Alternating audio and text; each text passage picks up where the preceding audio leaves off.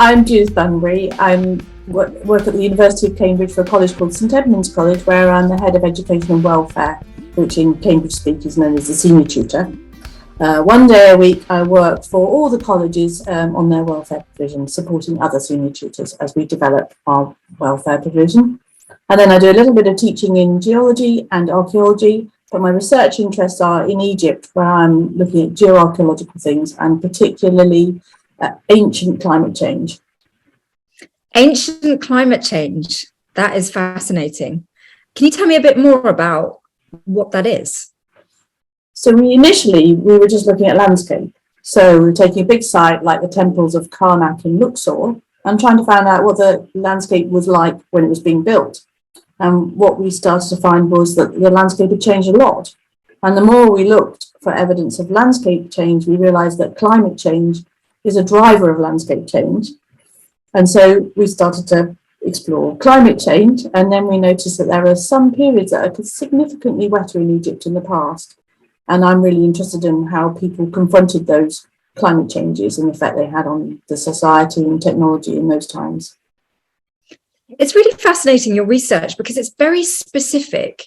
When did you realize that this was something that you really wanted to focus in on? All my training is geological training, and I just love field work. And so when someone said, do you want to come to Egypt and go out in the desert and look at a mine? I said, yeah, pick me. And then that led to other invitations to look at other sites, which were probably way outside my expertise. But because I'd developed experience in talking to archaeologists, I became more useful as a communicator than for my specific geological skills. So I worked on the Nile Valley and sediments there, and in the deserts on sediments and mining materials out there.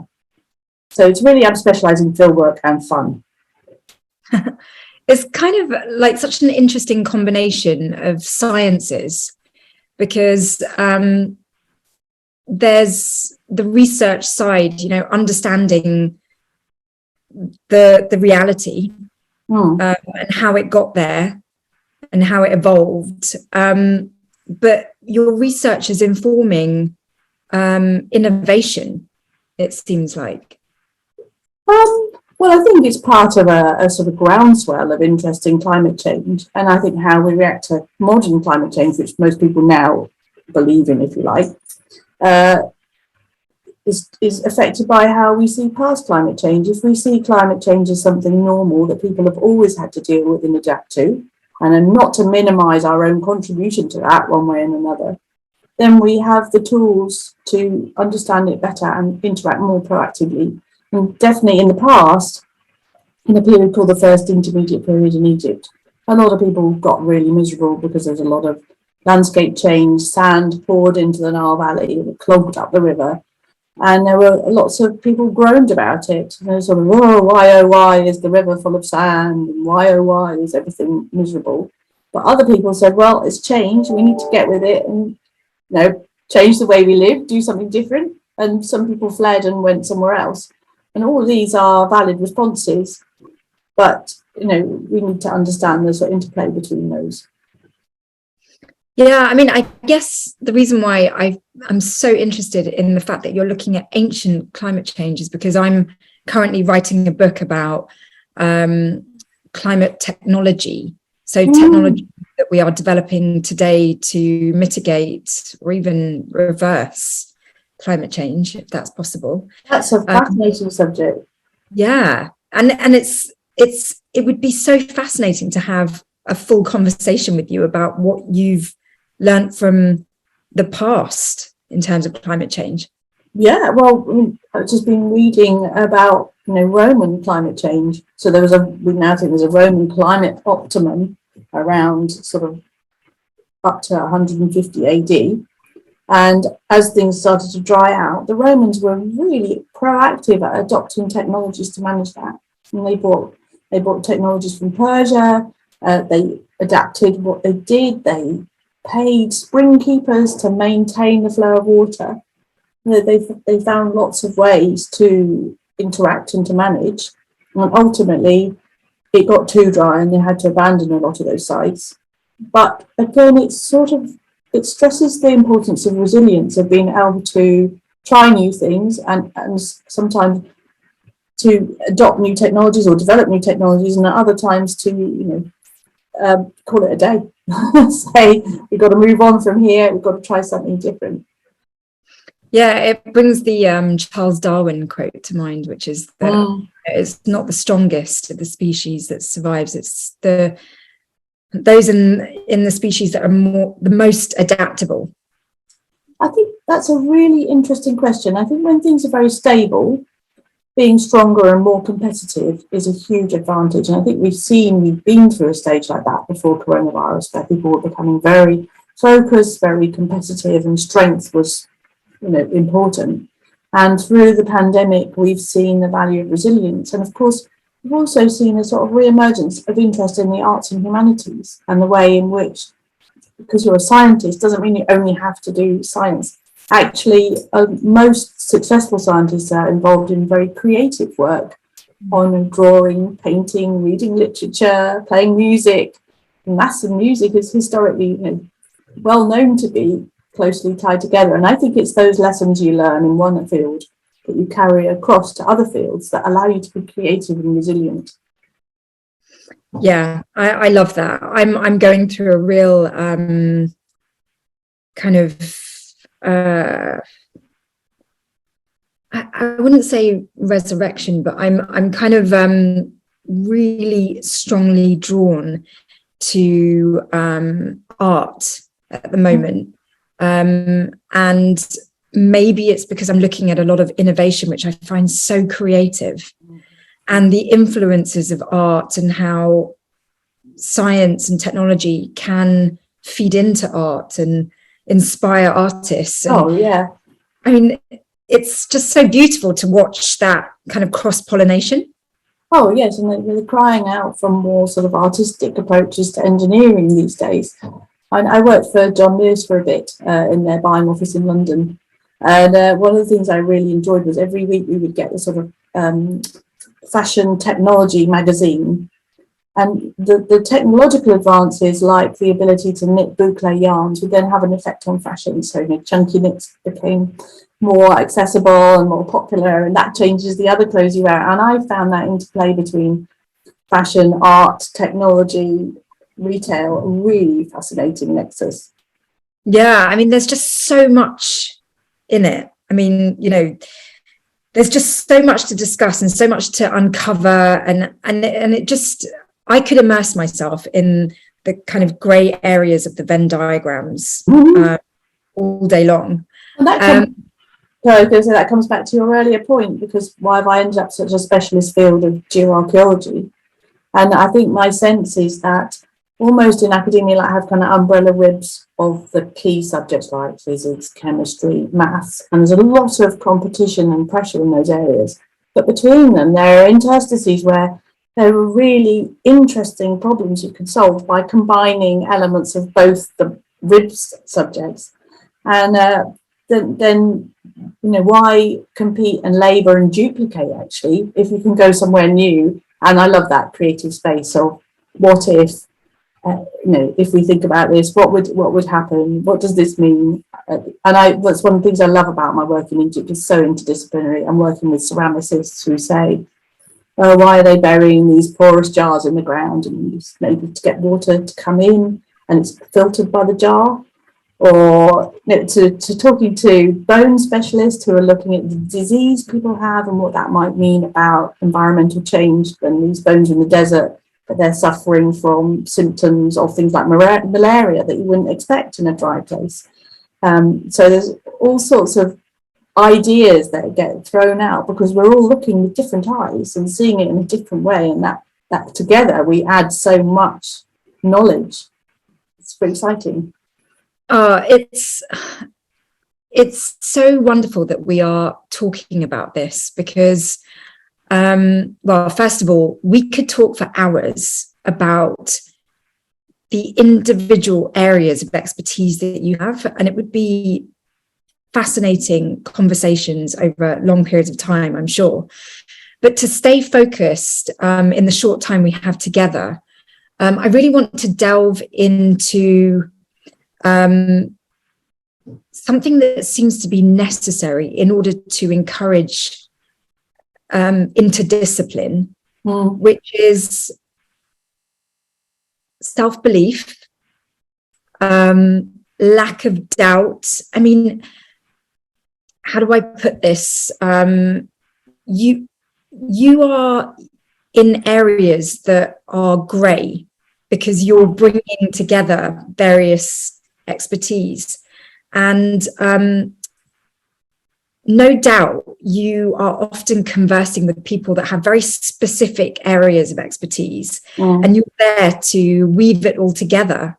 And one of the things that I have found, having been very specific in fluid dynamics, an area of engineering, is that I've really lacked the confidence to say, what about considering this idea, which is not part of like the established thinking of my discipline.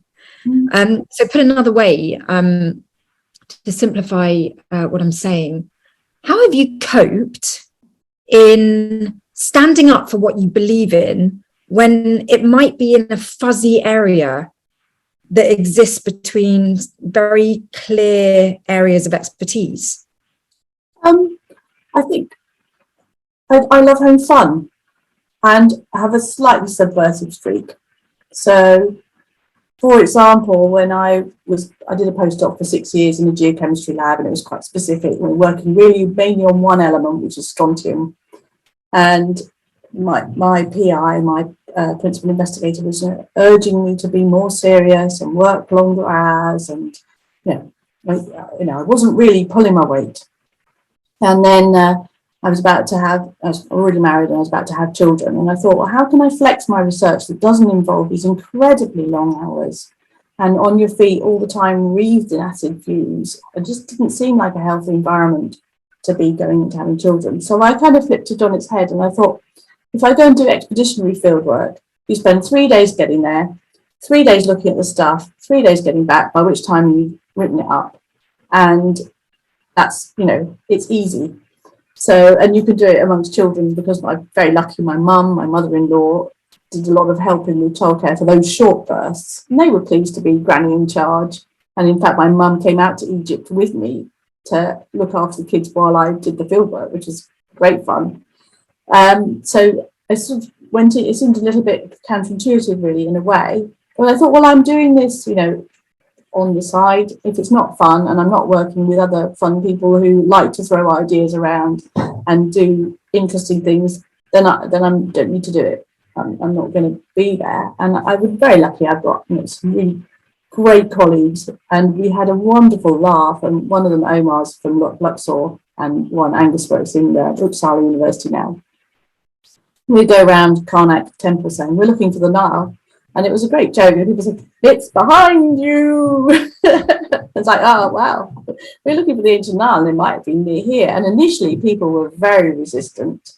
And they were sort of, no, definitely not. It's never moved. In all the books, it's always in the same place. And we were sort of slightly having a laugh. And then Omar would order up some teas, and then we'd do a borehole, and everybody would laugh, and we'd go away again. And then after a year or so, people would come and say, psst, I think the Nile's been near my dig, and I've saved you some sediment, come and have a look. And it became this sort of clandestine, rather sort of fun, subversive network of people who thought maybe the Nile had moved. And then we had a long battle to get it published. And so it took about 4 years, because people were saying, well, everyone knows that's not true. And of course, I think that's now as soon as people start that knee-jerk reaction, everyone knows that's not right. That's when you know you've got something. There's a fish on your hook, but you have to take time to sort of let it develop. So you just put little ideas out, and I love drawing really stupid reconstructions that everybody can see are stupid, because it makes them laugh first, and then it makes them think, But key things, you've got the idea in there before they thought that. No, that's got it wrong. Nobody thinks that. I think there's a lot of people really want to. It comes back to this competitive thing. They want to be seen to be right. They want the validation, and I don't really care that much. Yeah, I think the strong message there is to have conviction and to not get too bogged down with it all, you know, to keep it light. Yeah, I think you're right. To keep it light, you know, we're working in the Sahara Desert, and I'm saying, well, I think there were lake sediments here. And my colleagues are going, look, no, it's the Sahara Desert, duh.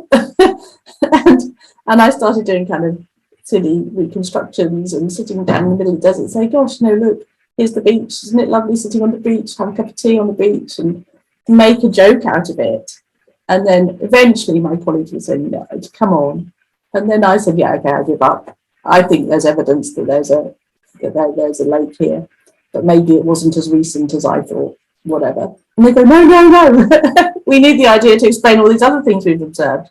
So it's a little bit like dressing up. It's dressing up in ideas. You know, when children are dressing up, they're going to be a superhero or a nurse or a firefighter or whatever it is. And they're trying that idea on. What does it feel like to be a firefighter? And as a scientist, I like to try on an idea. What would it be like if the Sahara was full of lakes, for example? I'm not saying that has to be the case, but what would you see if it was like that? And do we see any of those things here? And there was a really tragic example I came across in the literature of people who'd said, you know, seen these things in the 40s and 50s. And then when the sort of 60s and 70s came and there was a sort of bit of a sort of monolithic climate has never changed until now reaction, some of them actually dissed their own papers and they sort of denied their own evidence because they bought into the paradigm. And that for me was heartbreaking. I know I'm happy for other people to have a different paradigm, but I want to have the integrity to understand what I understand from my data, and I might change that, and I think that's fine.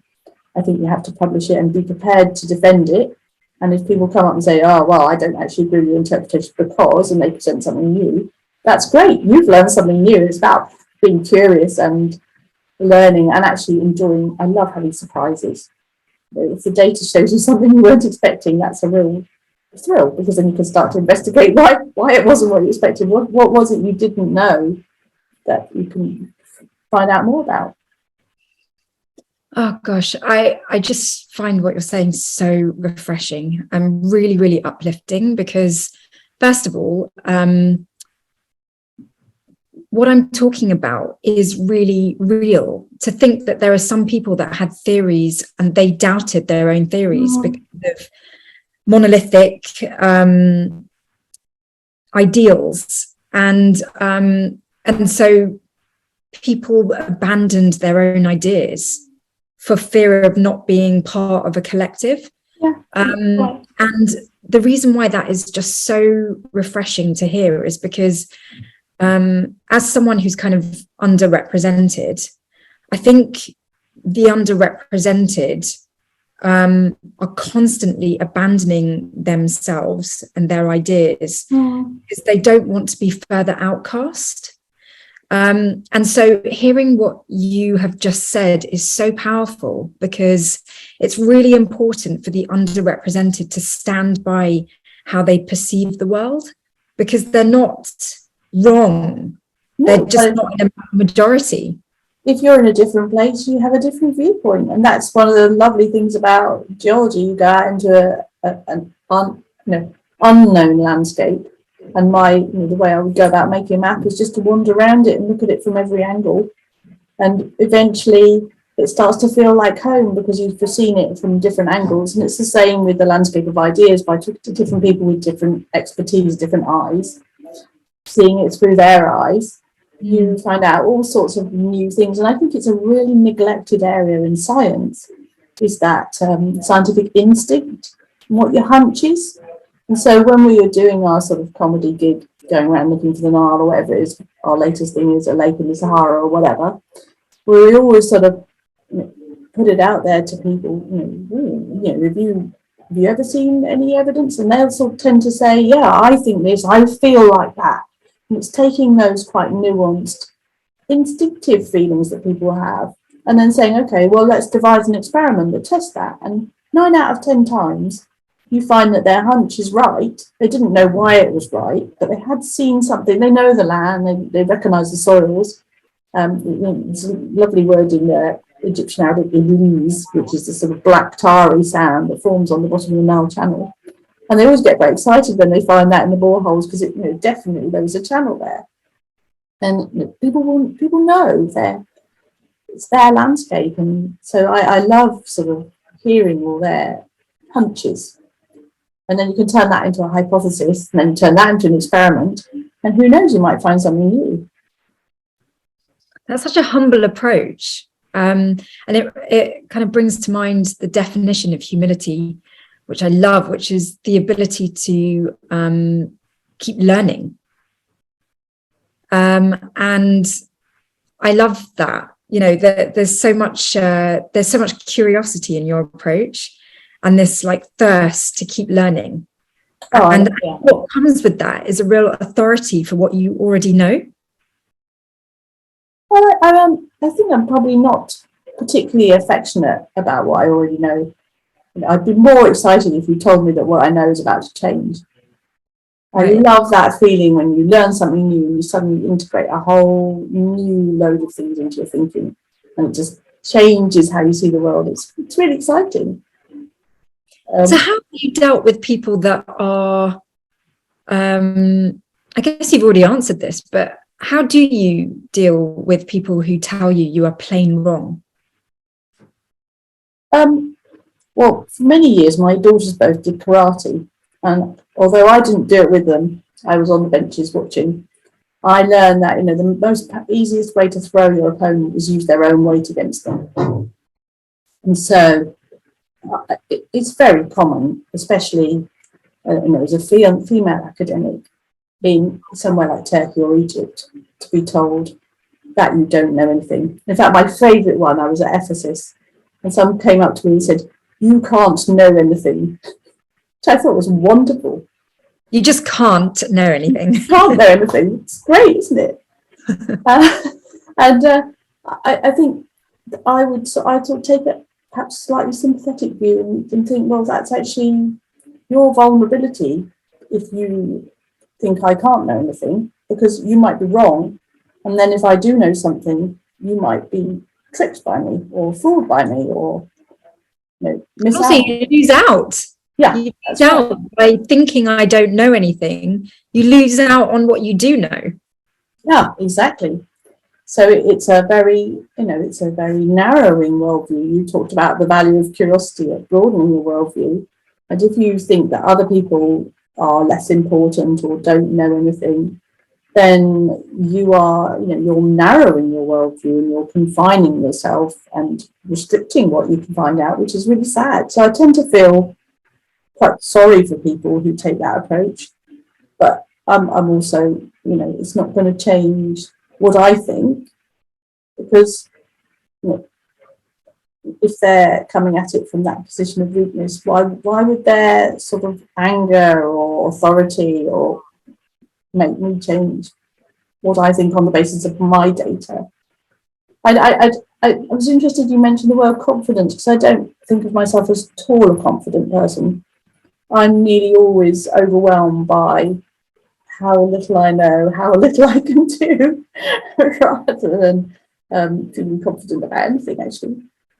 Oh gosh, okay, that has made me blow a fuse in my mind, purely because your approach is so compassionate, and the reason why I say that is because a lot of women in STEM, in conversations I've had on this podcast, which has been going for over 4 years now, a lot of the women I talk to, some of which are hugely successful in their STEM fields, have had to grapple with men shutting them down. And with all the strength in the world, it's affected them. And you having compassion for those kinds of people who just want to shut you down because of their preconceived ideas, that's where I say, you come across as being really confident, because to have that kind of compassion takes confidence, I mean, how would you deal with those who shut you down to the point where you can't get your own way, or you can't get what you want? Well, I think that comes back to our conversation about creativity. You know, you can be sort of going straight down the road, there's a roadblock. Well, you know, you could stand there kind of pushing against it, or you can go around. And I think one of the ways I've solved that in my own career is to, you know, if it gets a bit too competitive and too shutty downy, and just head out into some sort of fresher space. And, you know, I think someone described it beautifully. He said, well, you were talking about the difference between what he called type 1 research, which is quite institutional and monumental and, you know, awards titles like professor and so on. And then there's type 2 research, which is much more sort of light on its feet. It's a bit more curious. You don't really know what you're going to find out, but you're just having fun exploring. And my experience is that you find virtually no shutterdowners in the type 2 researchers. They're all enthusiasts, and they want nothing more, nothing can be better for them than to meet a fellow enthusiastic and have a good old jabber about whatever it is the topic of interest. And you meet some absolutely fantastic people. So I think if you start to come to those places where people are shutting you down, you know, head into some more fresh air. And I know that, I mean, geology is hilarious. And, you know, when I was an undergraduate, only 10% of women in geology. One of my fellow geologists at Durham wanted to go to the Antarctic, and they said, oh no, you can't, because we can only have all women teams. So she tried to recruit the rest of the women so we'd have enough people for an Antarctic expedition. I feel the cold very badly, so I wasn't so keen on that. But then I actually know the first woman who worked in the Antarctic as a geologist, you know, one of my friends here. And so there are more, and that's because the British Antarctic Survey decided they could have mixed teams. So there's more than one way to solve a problem. I mean, we know that from our experimental work. It's like mathematics. It doesn't really matter what method you use to get there. You should still get the same answer, as long as you didn't make a sort of clerical error or a slip, which I'm very good at that. Do you know, it is, oh gosh, it's so, what you're saying is so powerful. I don't even think maybe you realize it, but it's powerful because I think the reason why you have such a healthy attitude is because you're not fixated on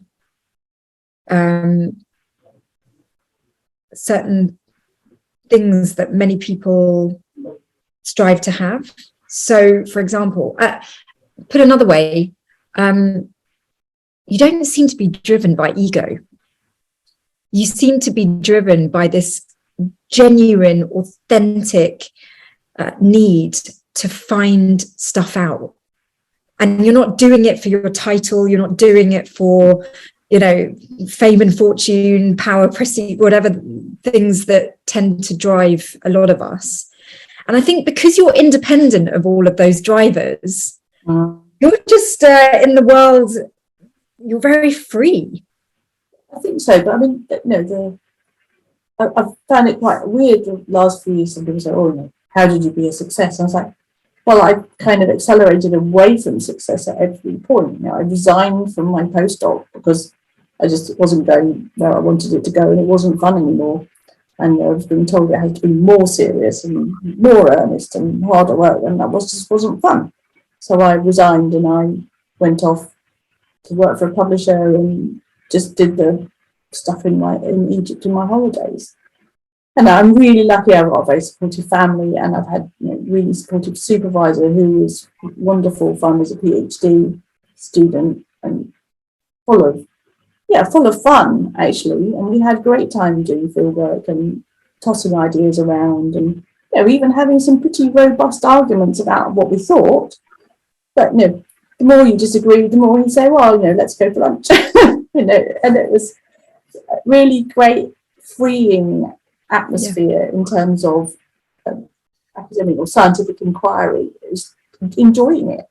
And I think that's what's really important to me. The fact that it seems to have come with a certain amount of trappings of successes is slightly bewildering, but not complaining.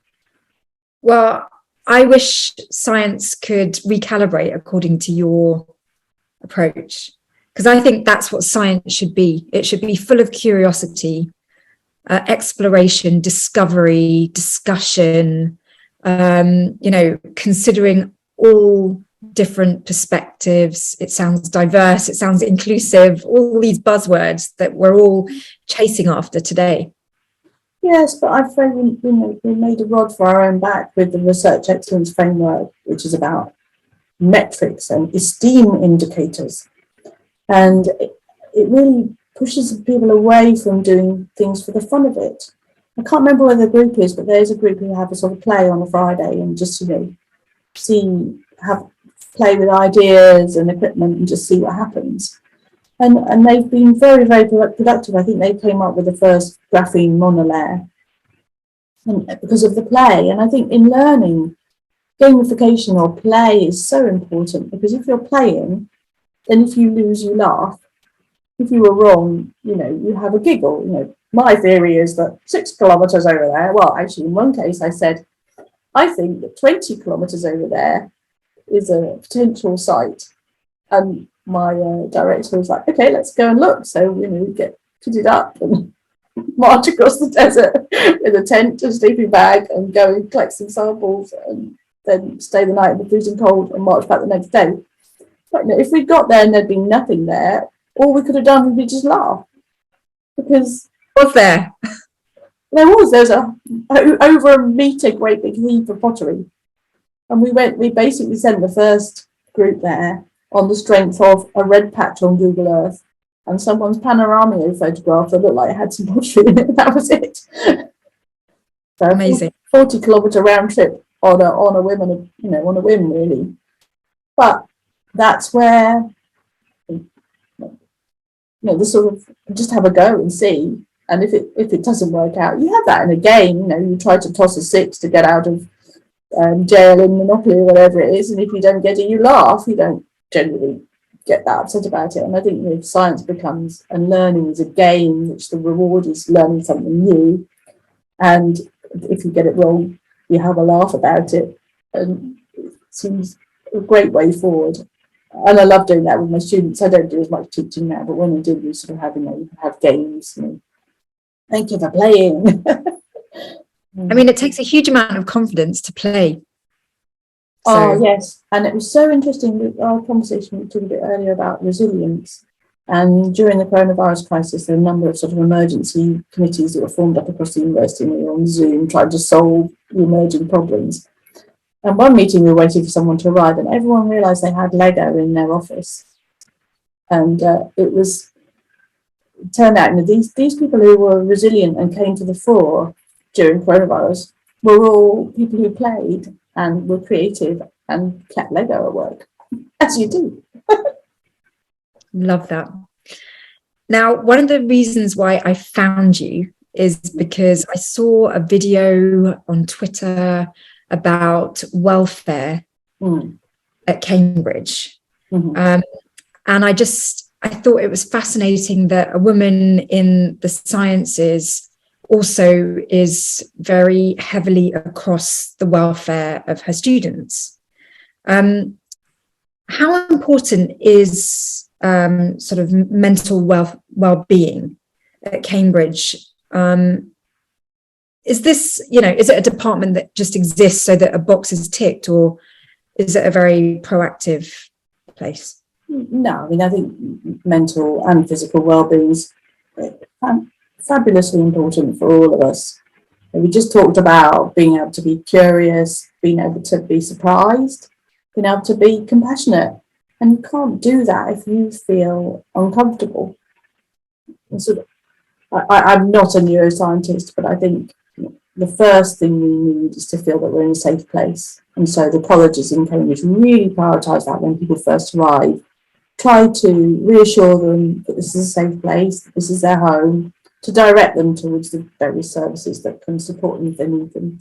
Things like food, where to get food, how to get help if you need it, the nurse, and so on. And then the next bit is being, sort of humanly comfortable, being able to sleep okay, getting good food, having some good company, taking some exercise, getting some fresh air.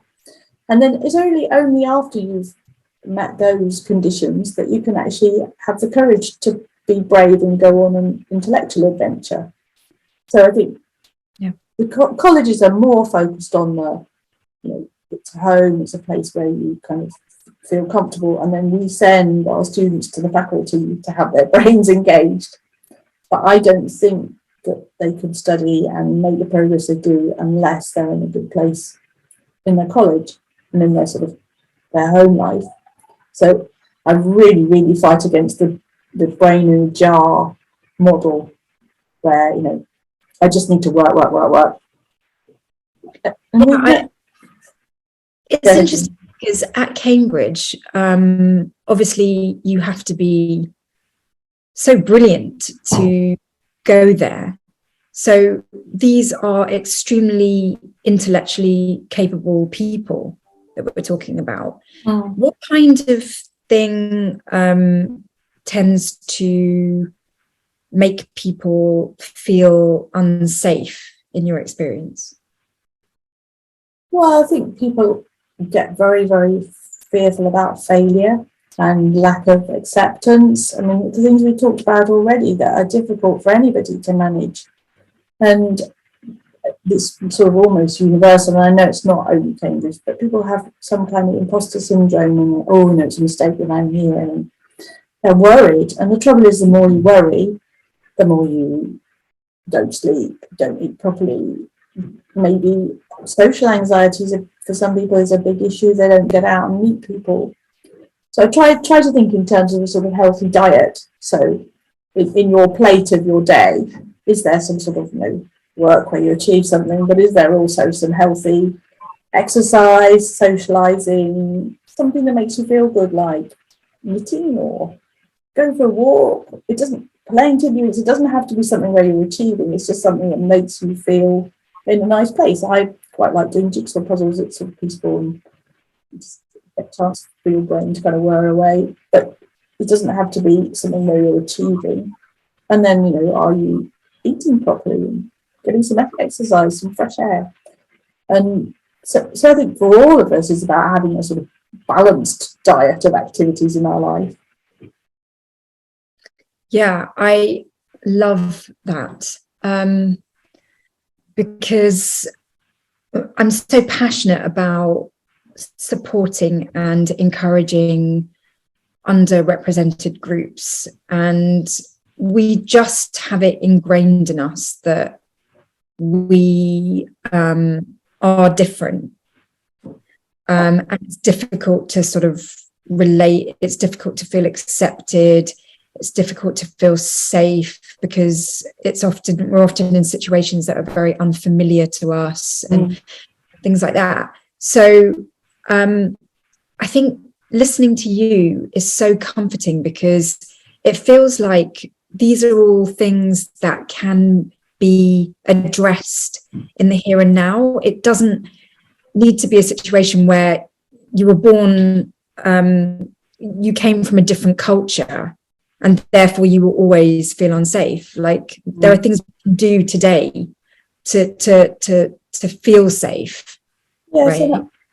I know, I hear what you're saying, and sort of recognise the experience when I first went to Turkey as a PhD student.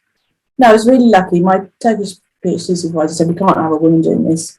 It's a very traditional area. No one will accept a woman scientist even working there. There will just be too much hassle. And I said, well, I'd still like to go. And my English PhD supervisor said, oh, well, we'll just send someone along with you to keep you company. A male, a friend, student, somebody with you, so you're not on your own there because you could be quite vulnerable. And I think it'd be fair to say I had a really, really difficult time when I first went there. I didn't know what any of the cultural rules were. I was in ostensibly a man's world. The public world in Turkey, especially rural Turkey, was very male-dominated 30 years ago. And I felt very lonely, very under pressure. And I did sort of struggled with learning Turkish initially. And then I met a friend, she's a farm girl, about my age. She was incredibly kind, and she just taught me how to survive in Turkey, what to wear, how to behave. And I ended up sort of spending my days off farming on the farm with her, planting tobacco with the farm girls and getting a bit of crack, racing up and down, planting things and having a laugh over lunch. And it was wonderful. And I realised that it's very, very easy to think of the ways in which you don't belong.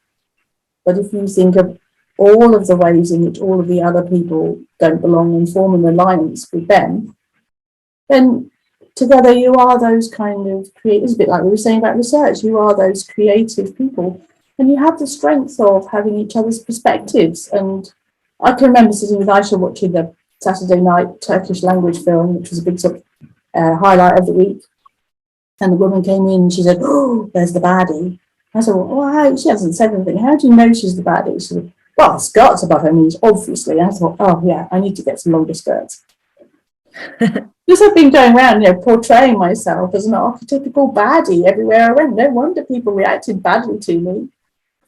All I needed was an extra 6 inches of skirt. And I was going to suddenly start portraying myself as a goodie. And I've learned from her how to sort of appear, as my English supervisor put it, as a nice, normal Turkish girl.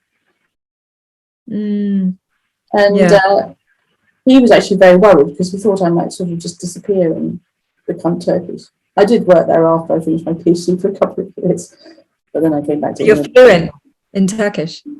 I sound quite erudite for a Turkish farm girl. I'm not making any claims for my city Turkish.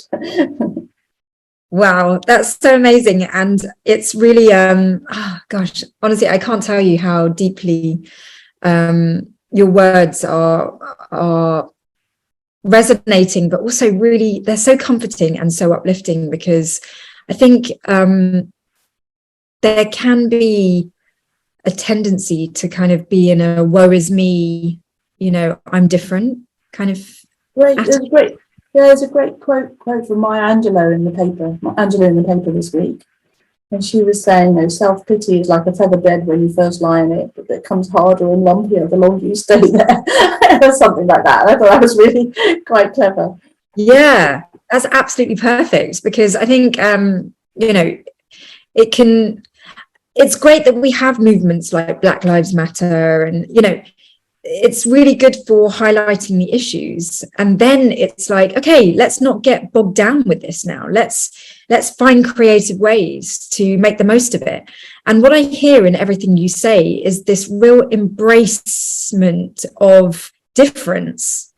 In all the times where you have been different, you've kind of said, great, let's use this to my advantage. I'm not going to be weighed down by it. I'm going to embrace it.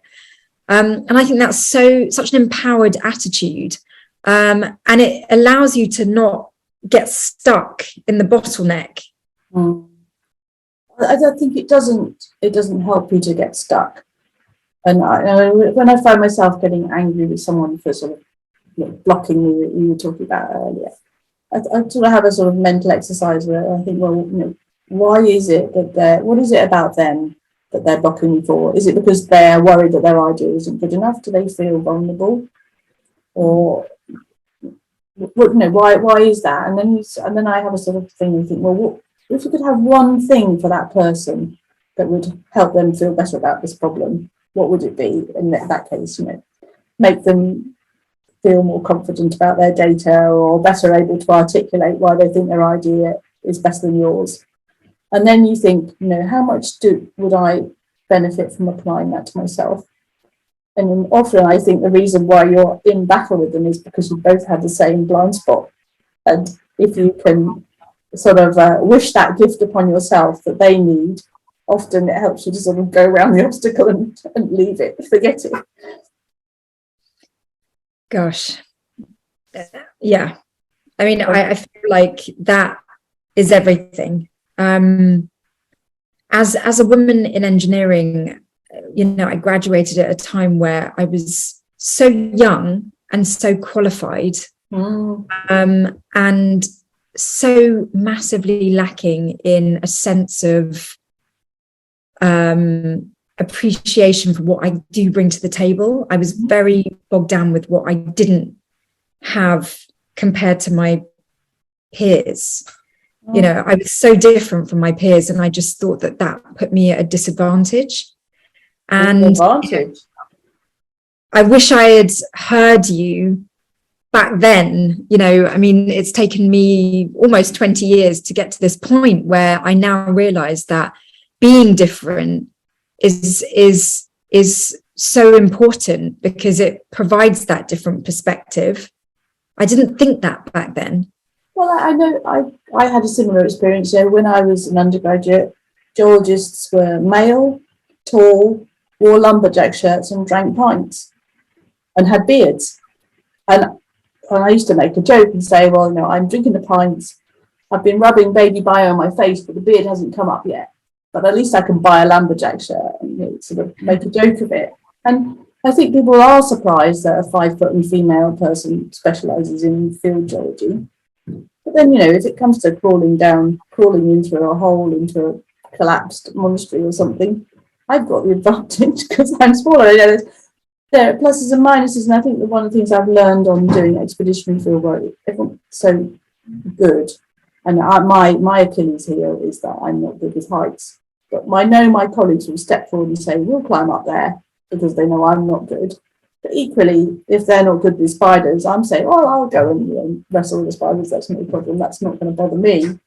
And between us all, we can do it, but we can also support each other's weaknesses. And to do that with a certain amount of sort of generosity is massively helpful. And I can remember trying to come down a stairway with one of my colleagues, and he said, you know, I'll take the baby, because he knows I struggle with heights, and he just whizzed ahead and I followed on. But if it had been me holding my baby and wrestling with the downward stairwell, I would have really freaked. He just kind of took it in control. And I know he has hearing problems, so whenever we're in the confined space, he gets quite panicky because it's too much noise. So I always go into the, you know, if there's a meeting in the trench and there's lots of people speaking different languages all at once, I'll go in and do that and leave him outside so that he isn't stressed out about that. So it's about working with each other and supporting each other.